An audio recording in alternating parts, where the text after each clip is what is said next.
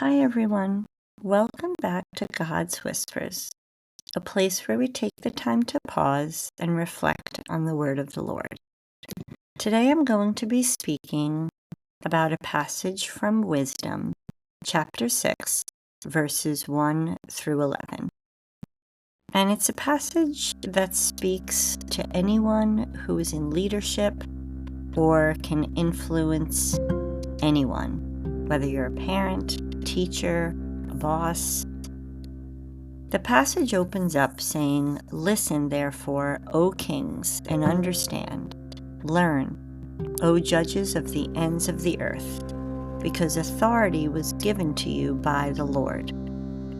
It's a reminder that those who have power are accountable not to themselves, but to God. The Book of Wisdom, when I was doing my research, was written about the 1st century BC, most likely in Alexandria, Egypt, and it was meant to guide the Jewish leaders that were living in a Greek-influenced world. Many were chasing power, recognition, trying to mirror the Greek rulers. So this passage reminds them, and us for today, that all authority is borrowed because it belongs to God first. When the author says, "because authority was given to you by the Lord," it's just to kind of realign everyone's thinking and to say power was not a prize, but it's a trust. So every position of influence, no matter how small, is meant to have compassion and truth. Everyone leads someone everywhere, whether it's in family, in a classroom, in work, in our friendships. So Wisdom chapter 6 challenges us to look at how we lead. Do we use our influence to lift up others up, or is it to just prove something about ourselves? Do our decisions reflect our pride and our ego, or our compassion? It's something to pause and think about, but it's also very freeing, I think, because God doesn't call us to lead perfectly, just faithfully.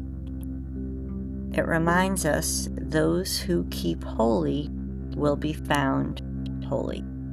The small choices, how we speak, how we forgive, how we listen, all make a difference in God's kingdom. So the journal prompts that will go along with this passage would be, where in your life do you hold influence, even in small ways? And how can you lead more humbly or compassionately in that position? And what might it mean for you to remember that authority was given to you by the Lord? And then finally, is there a decision or a relationship where you need to pause and ask for God's wisdom before acting? Leadership is not about control, it's about caring. And this passage reminds us that the closer we bring ourselves to the heart of God, the more that our decisions should resemble what He should do. I hope this message resonated with you, and if you feel like a friend could use some encouragement, please feel free to pass it along. And don't forget to subscribe so you can continue to hear God's Whispers.